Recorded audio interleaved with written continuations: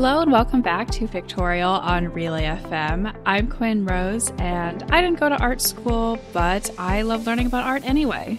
And I'm Betty. I also didn't go to art school, but I also love learning about art. And this time I learned a lot about contemporary artists who I knew nothing about. So I'm learning even more than I ever have.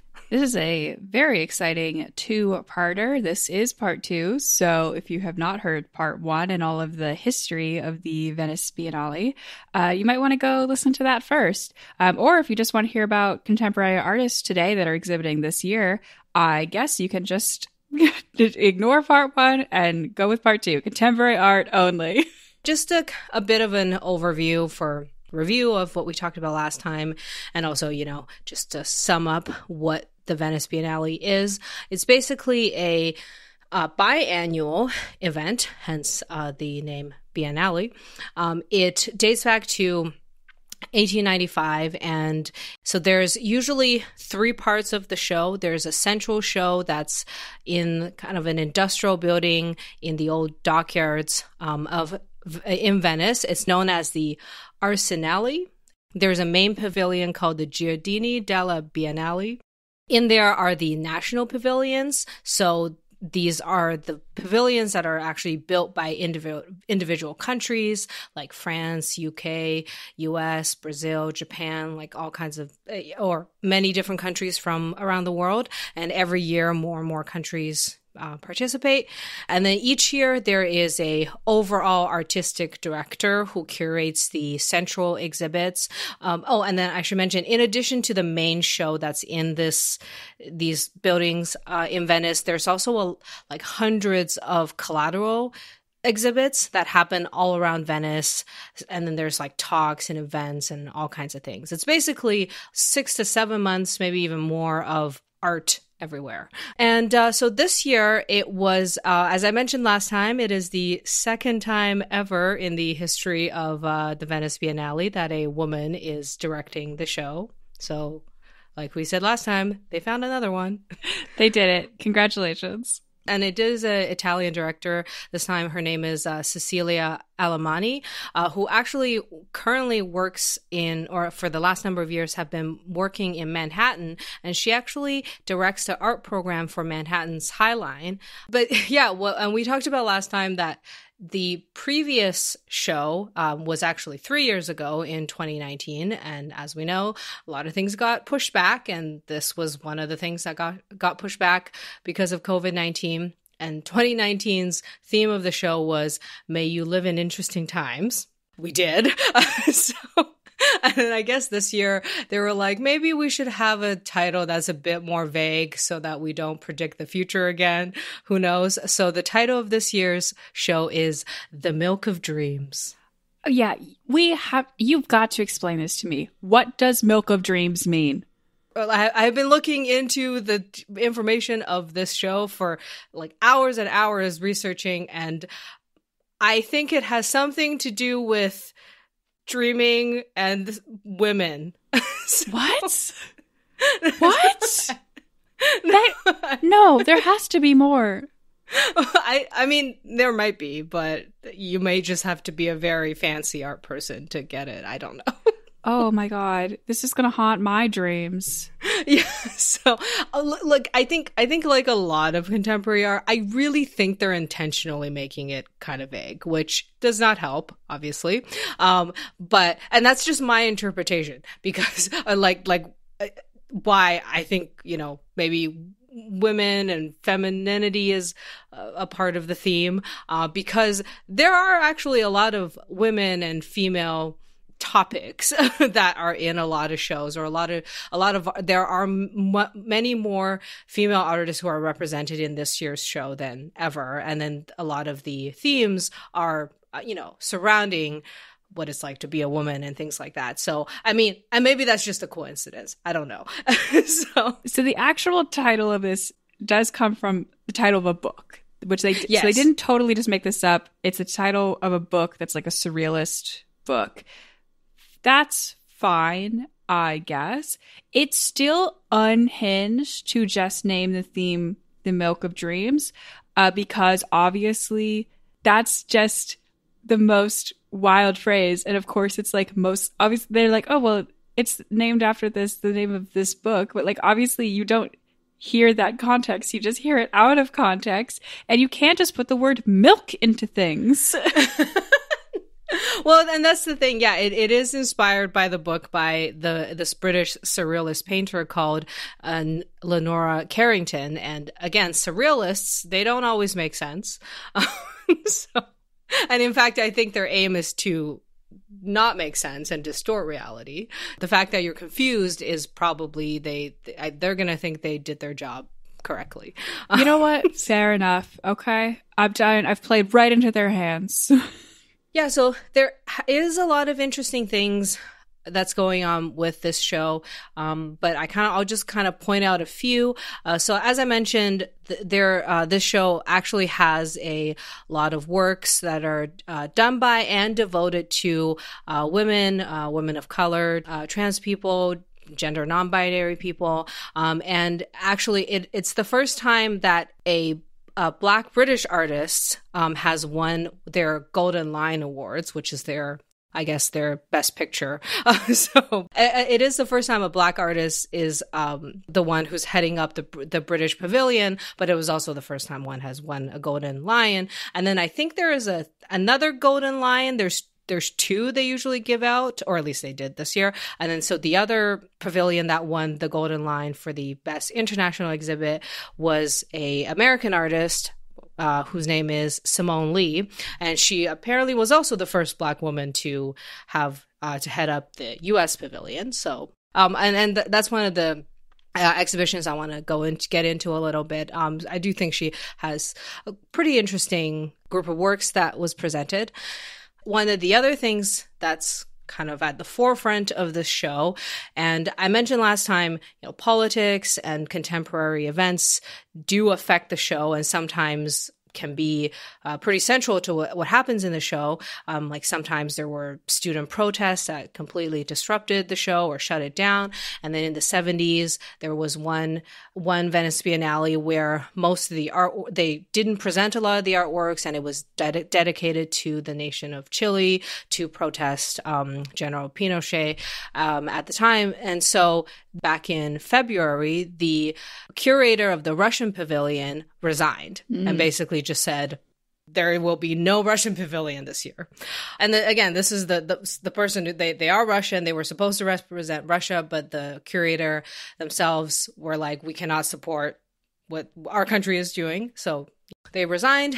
And there is a huge Ukraine pavilion this year. Obviously, on one level, it's like, oh, well, it's kind of a bummer that Russian artists who have nothing to do with Russia's war crimes can't exhibit their work. But also at that point, what choice do you have? It is the only principled stance is to withdraw. And also, even if it wasn't the principled stance, if they tried to show up, even if the Venice Biennale allowed them to exhibit, no one's going to go see Russian work or celebrate Russian work right now because some things are bigger than art shows. And so, yeah, at that point, there's just no choice but to withdraw and make a statement. We're still living in very interesting times. The interesting times, they just start coming and they don't stop coming. Yeah. And then the other thing is, even though, there's quite a bit of diversity in this show, which is great. And to the extent that some people, there are people who complain who's like, there are so many women in the show. Where are the guys? There still are a lot of guys, by the way, just to make that clear. Oh yeah. Just in case anybody was worried, men are still really represented. Yeah. In case anyone's worried, they still kind of dominate a lot of the exhibitions and it's not like they were told to go home or anything. One of our favorite artists that we like to dump on this show, Mr. Anish Kapoor has a show where he, of course, uses his signature Vanta black, but this time he introduced some red in his work. So, it's a change. So I'm not going to talk about this one too much, but mostly because I'm, again, this is not like I'm biased against Anish Kapoor or anything, but his exhibition, it's just, it just looks a little bit gory and bloody for my taste. So, but I'll put it in the show notes. If anyone wants to take a look, but he uses red and black and mixes it together, and it just looks like blood splatter everywhere. So, wow. I'm sure there's other meanings, but I didn't look into it. As I mentioned before, so the American Pavilion this year was done by, or has the artwork by American artist Simone Lee, and it's actually curated by Eva Respini, who's the chief curator of the Institute of Contemporary Art in Boston. And I don't know if I mentioned this yet on the show, but I live in Boston now, by the way. Oh, yeah. Surprise reveal. Betty's no longer Canadian. Yeah, so, well, I still am Canadian, and I think America makes you feel it every single day when you are not American. I bet you are the most Canadian you have ever been shortly after moving to America. Yeah, for sure. So, yeah, I mean, maybe in another show, I'll talk a little bit about how it's been in America. I'll give a bit of a review. Don't do that. But, so far, so good. But yes, so, I was very excited. I was like, oh, hey, Institute of Contemporary Art. That's just, well, not down the street, but close-ish to where I live. Yeah, and I used to live in Boston, and so I've also been there. Boston is now the artistic home of this podcast. Yeah, apparently. So, well, anyway. So Simone Lee, she mostly works in bronze and ceramics, or as well as a lot of different materials, but mostly her works are sculptural. And her inspirations are kind of from a mixture of styles that include sculptures from West Africa, and she's inspired by these artworks done in cowrie shells, as well as Egyptian totem sculptures. She's also inspired by modern sculptors like Alberto Giacometti and Max Ernst. And so she's kind of this amalgamation of a lot of different inspirations. But when I was reading some of the descriptions about her work, is that kind of understanding these diverse inspirations is pretty important in understanding not only her work, but understanding the Black diaspora and how global it is and how there's just a lot of different diverse and complex influences that everybody has. So on the RC.net article, the first picture you'll see is the entrance to the U.S. Pavilion. And so the U.S. Pavilion was actually designed, I think I talked about it in the last episode, but like decades ago. It's been, it's a permanent pavilion that's been there for a long time. But she actually, a part of her work, she actually put this thatched straw roof canopy that goes over the entire building, basically, that covers the pavilion, and that is one of the artworks. She talked about how her inspiration in making this building into a thatched grass roof is kind of in reference to how, quite often the image of Africa and the representation of Africans by colonialists have generally featured this very exhaustivized view of the population. And this is kind of a representation, I guess, in a way of like this, how quite often African culture has been viewed in shows like these, really, in the past. And that's your introduction as you walk into the show. And I do want to talk about, so she says she chose the title Sovereignty because she wants to convey ideas of self-determination. And so she does also want to represent Black female figures, but not in a, but she does it in an abstract way. And she wants us to have basically like a more complex understanding of Black femininity than just, what's been traditionally represented. Before I get into some of the backstory, just kind of looking over some of her work, do you want to describe like what kind of visually you see and what type of ideas you get from them? Sure. The work that I'm looking at, the first work, Sovereignty, is first of all just a visually very impressive experience. It's in this courtyard, and as you said, there's like the thatched roof that's been put over the edges of this building that are surround this sculpture on three sides. And then centered in this photo, you have this giant black sculpture. The ground and the stairs and everything leading up and around it is white, so it is offset from the coloring of the rest of the building. It is basically a female form, but it is abstracted, and so the head is represented just by a gigantic circle way out of proportion with the rest of the sculpture, and there's a very long neck that is just a cylinder.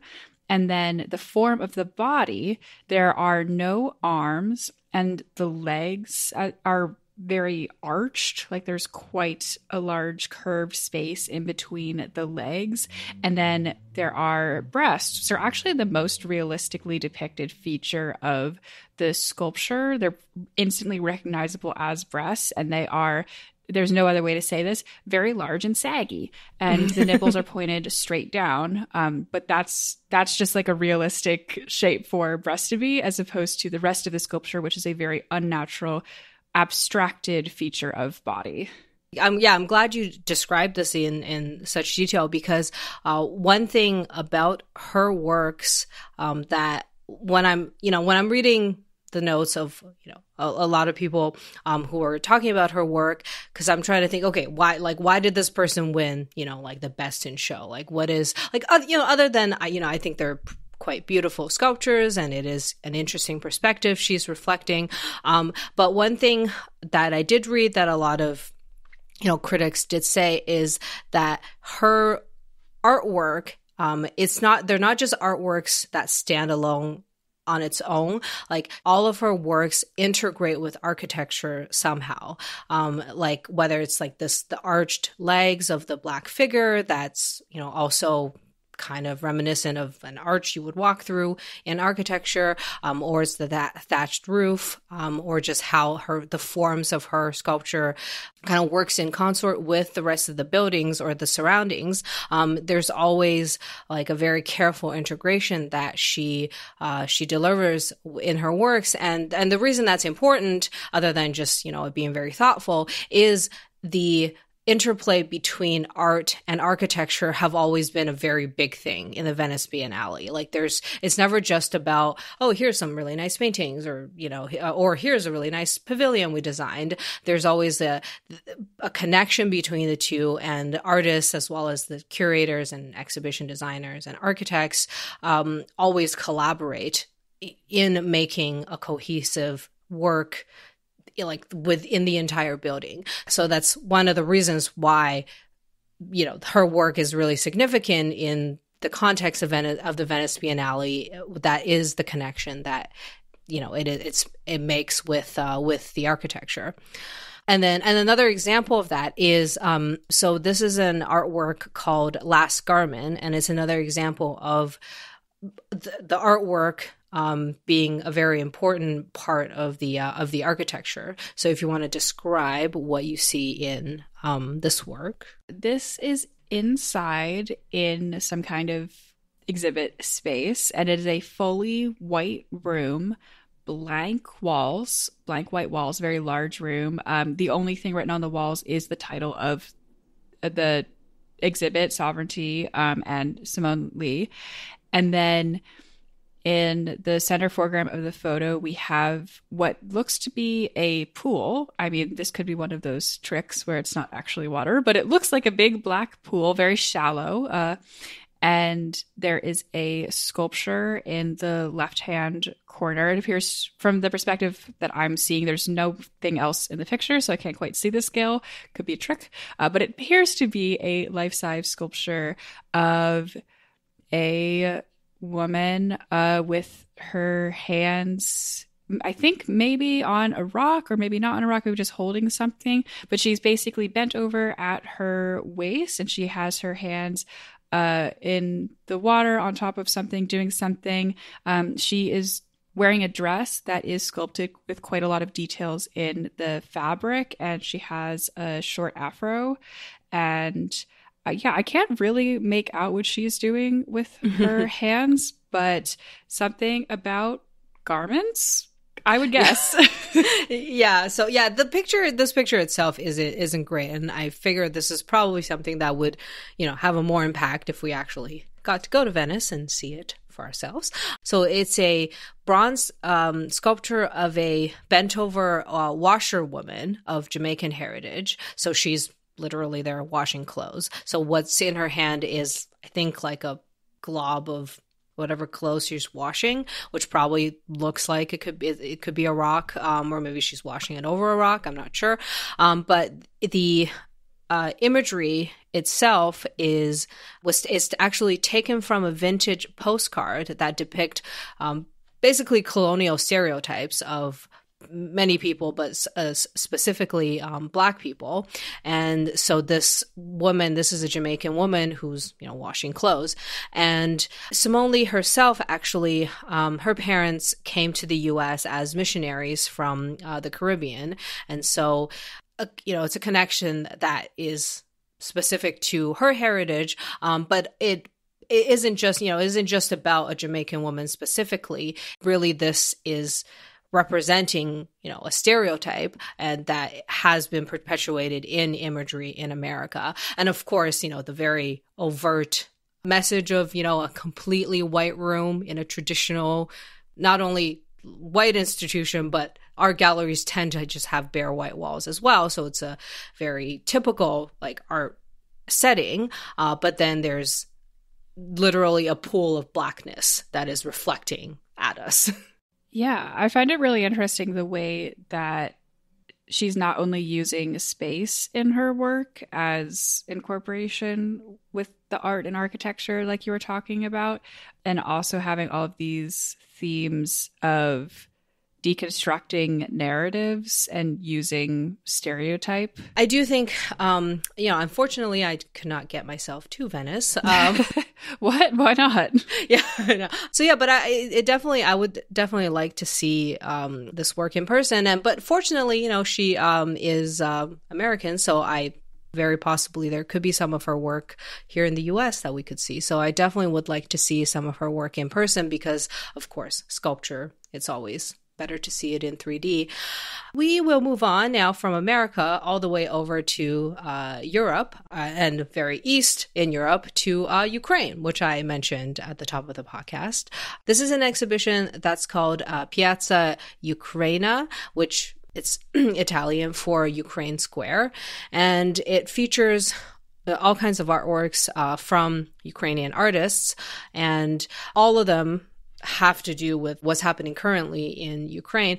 All of the artworks in this show, I believe, were created in 2022, and most of it have been by Ukrainian artists who either were in Ukraine or some still are in Ukraine, who have all been affected by the current conflict.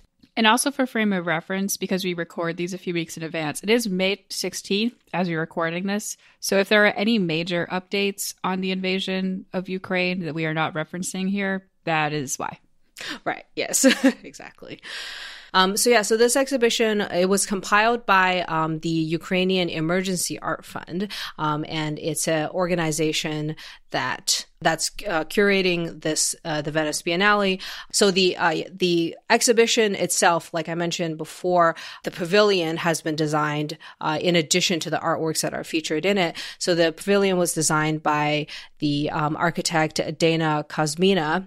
And when you walk in Ukraine Square, there's a tower that's made of sandbags in the center of the exhibition. And it has three sides that have vertical wood panels that have reproductions of wartime paintings and illustrations on it, with the sand tower in the middle.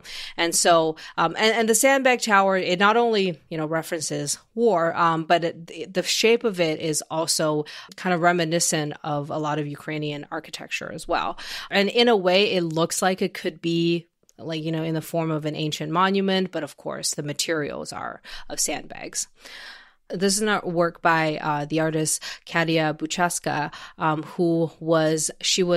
she's from Kiev, but she was actually away from home at the time in Lviv, Ukraine, when it was attacked. And so she was, at the time, all she had was a tablecloth.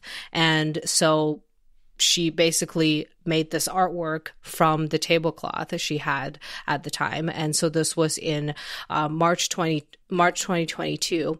And then what you'll see on the tablecloth is that it looks like there's a bunch of markings on it, and the markings are from the objects she just had lying on the tablecloth at the time. And then I think she used a pencil to draw on them and outline the objects she had on there. So there's a quote from her that I think is quite interesting.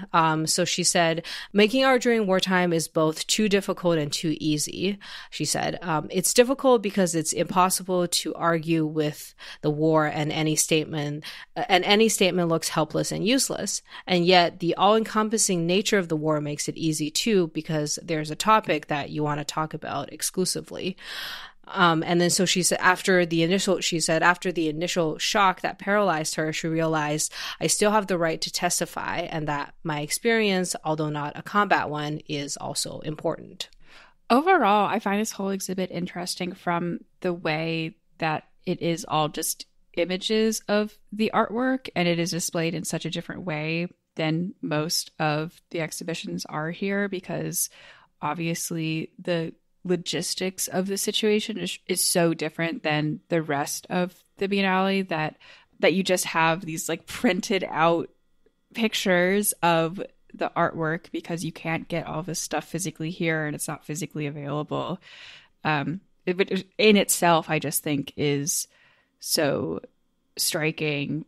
And it's also so striking the way that it incorporates different reactions to this, like in the point of this tablecloth piece of like just representing a whole host of different experiences with this war, and not just like directly being in the fighting or something like that. And it's like every single one of those experiences is important and paints a picture of what's going on.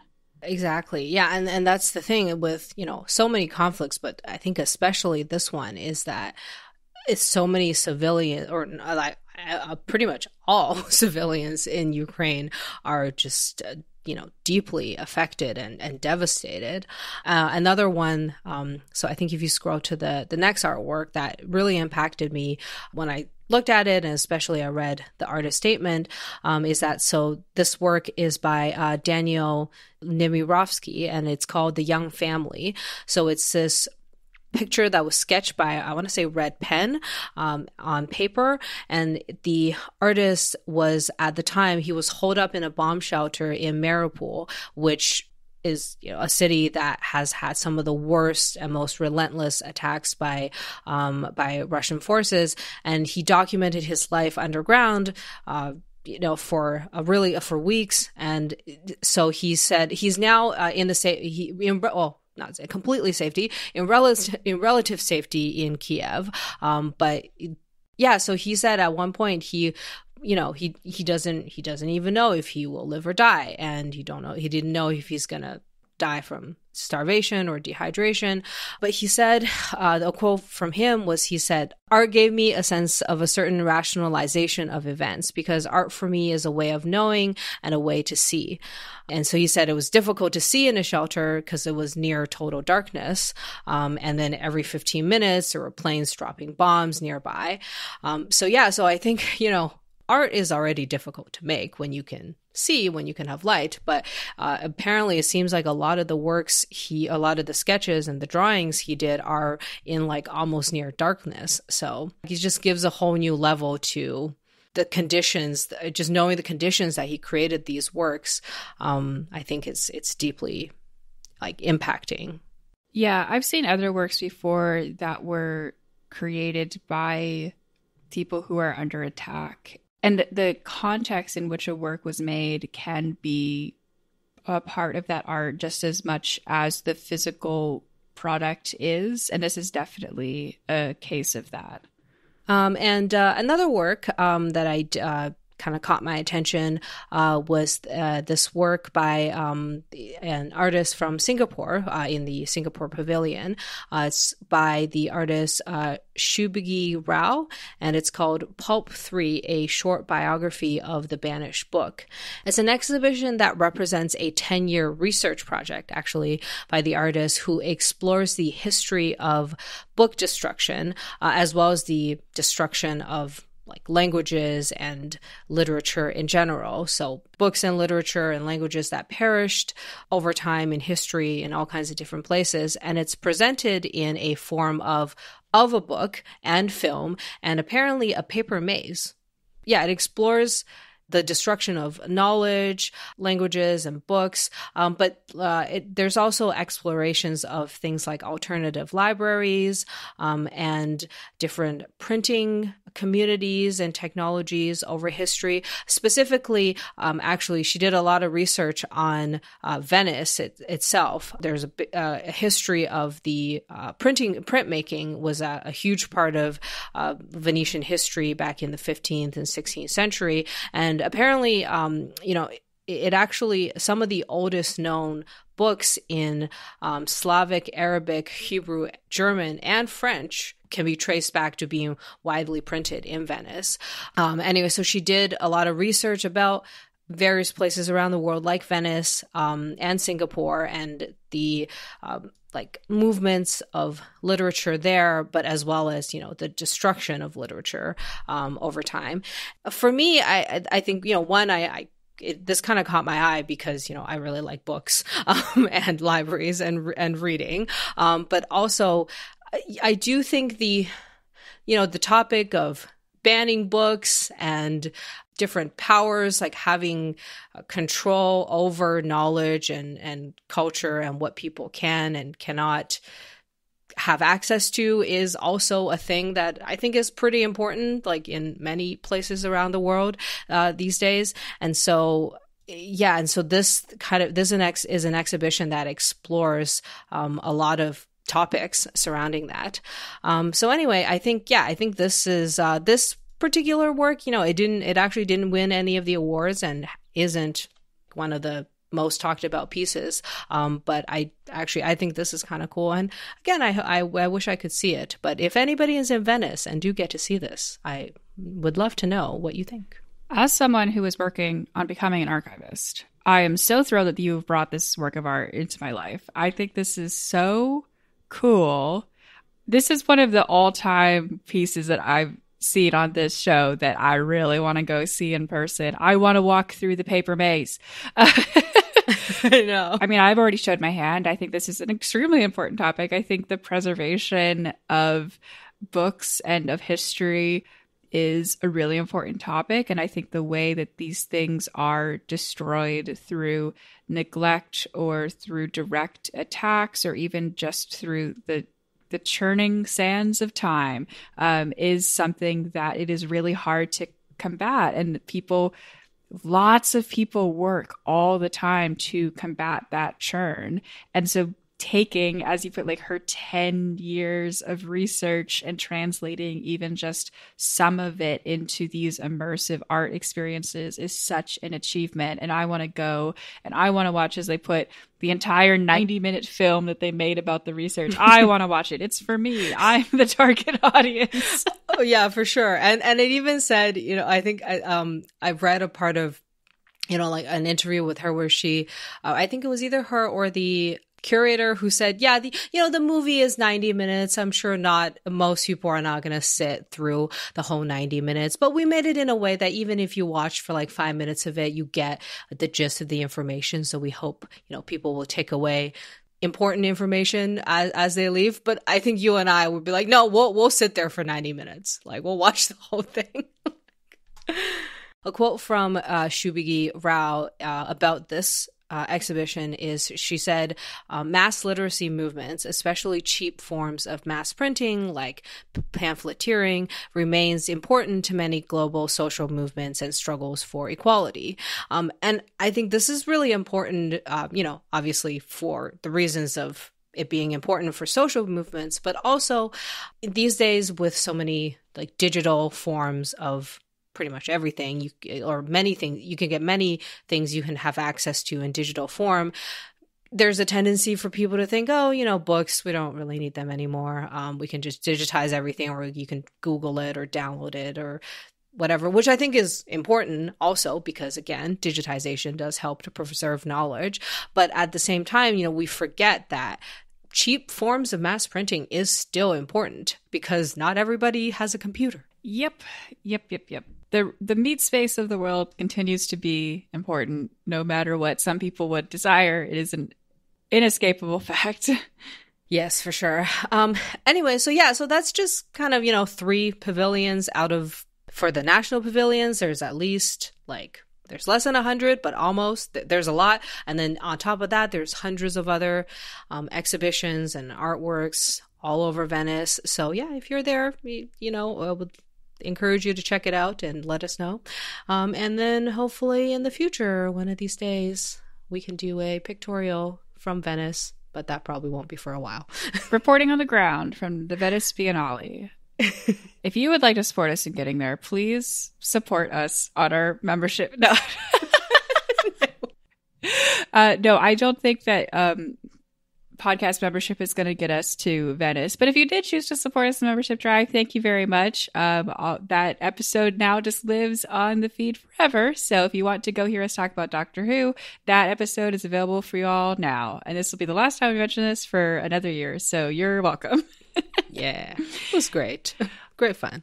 All right. Thank you so much, everybody, for listening to this episode of Pictorial. You can find our show notes at relay.fm/pictorial, or you can find us on Twitter or Instagram at PictorialPod. You can also find me on Instagram at AspiringRobotFM.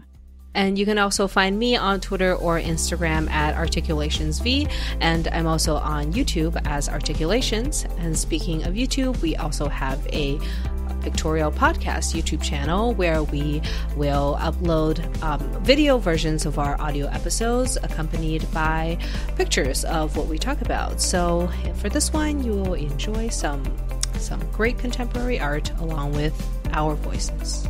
Thanks for listening, art enthusiasts.